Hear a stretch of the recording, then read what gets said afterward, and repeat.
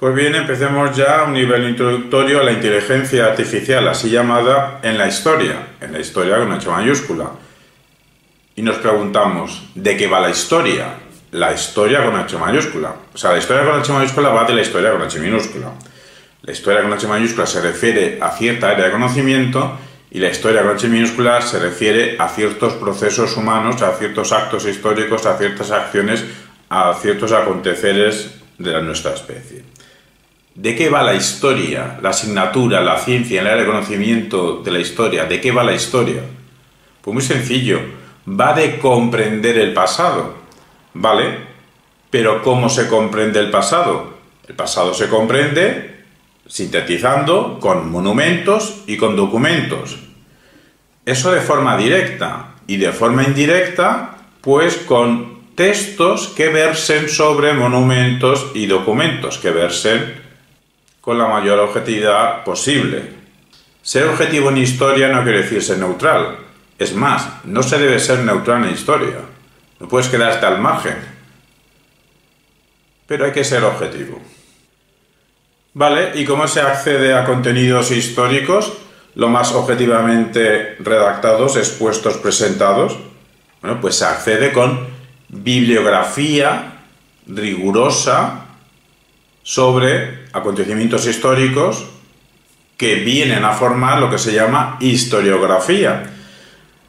Eso de forma académica, tradicional. También podemos hacer juegos de rol, ponernos en la posición de ciertas figuras históricas, de ciertos personajes históricos.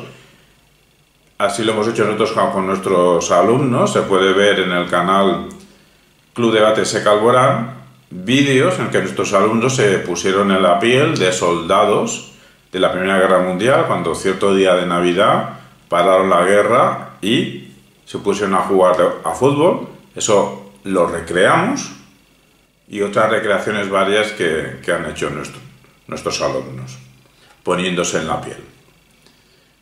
Juegos de rol son simulaciones, y también una manera potente es debate de competición académica en el aula. Pueden surgir temas interesantes haciendo debates, como si el asesinato de Julio César fue legítimo, sobre si, ¿cómo lo llamamos?, la llegada, la entrada de los españoles, ¿en dónde? En América, si eso fue un acontecimiento positivo o negativo. Podríamos ahora preguntaros si los españoles actuales debemos pedir perdón a América. Se podría preguntar si el pueblo alemán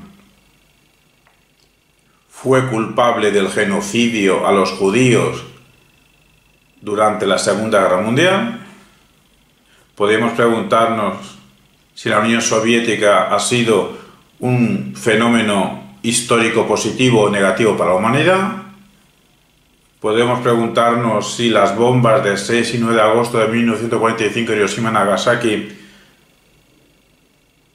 fue un acontecimiento positivo o negativo para la humanidad, en el sentido de ¿se pudieron evitar? ¿Era obligado lanzarlas? ¿Fue necesario lanzarlas? Podemos preguntarnos si el término reconquista es un término que se puede utilizar en la historiografía española. Libros, juegos, debates. ¿Y bajo qué ámbitos, bajo qué dos metodologías de la historia con H mayúscula podemos enmarcar libros, juegos, debates? Bueno, pues bien en el ámbito de la metodología de la historia tradicional, o bien en el ámbito de la historia digital, las humanidades digitales. Las humanidades digitales hace ya años, más de una década, más de 2 décadas, que operan, y su último capítulo es la inteligencia artificial. ¿Bienvenida? Para darle o no la bienvenida deberíamos saber qué se puede hacer en historia con la así llamada inteligencia artificial. Bueno, se puede hacer varias cosas. Una que tiene que ver con el lenguaje natural, porque las así llamadas inteligencias artificiales pueden procesar, pueden generar lenguaje natural. Y con este procesamiento generativo de lenguaje natural se facilita la interacción alumnado con materiales históricos. Otra cosa que se puede hacer son simulaciones, juegos de rol, para así entender mejor los fenómenos históricos desde dentro. Otra cosa es asistencia a la investigación histórica, accediendo a datos históricos, bases de datos, recursos, fuentes. También se puede hacer líneas de tiempo para entender la cronología de los fenómenos históricos. También se puede hacer mapas con contenido histórico. También se puede hacer sistematizar información vasta y compleja. También se puede hacer reconocer patrones y tendencias en datos históricos, porque puede suceder que los algoritmos nos ayuden a revelar vínculos entre acontecimientos que aparentemente no estaban relacionados, pero sí lo estaban, y gracias a los patrones, a los algoritmos, podemos ver dicha relación entre acontecimientos aparentemente no relacionados. La primera cosa que hemos nombrado es el lenguaje natural. Se suele llamar esta maquinaria, estos cachivaches, chatbots. ¿Y qué podemos hacer con los chatbots? Resúmenes de temas. El chatbot puede ser un moderador en discusiones entre estudiantes. Podemos evaluar la respuesta de los estudiantes, el profesorado y el alumnado puede ver qué evaluación está teniendo. Los chatbots pueden proporcionar contextos históricos adicionales, pueden sugerir fuentes primordiales relevantes, también fuentes secundarias, pueden simular diálogos con figuras históricas. Y todo esto que estamos diciendo en realidad supone un desafío crítico respecto a la información que habrá que evaluar para no tragártela. Entonces, en realidad, se está animando al alumnado a potenciar y desarrollar su pensamiento crítico. Y respecto al profesorado, pues nos puede ayudar a obtener de forma rápida cuestionarios para ponérselos a nuestro alumnado y también cierta obligación, porque dada esta facilidad con que el alumnado va a manejar y está manejando información, tienen que ser críticos, pero para eso habrá que enseñarles.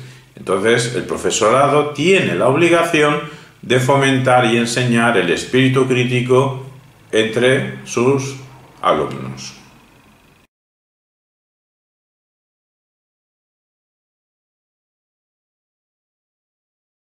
Bien, y más concreto, del aprendizaje de historia con inteligencia artificial, pues hay herramientas concretas que nos facilitan chatear con figuras históricas, nos permiten hacer líneas de tiempo histórico, nos permiten crear mapas con contenido histórico representado, nos permiten hacer vistas aéreas del planeta, nos permite recibir lecciones de ciencias de la sociedad en estructura cúbica.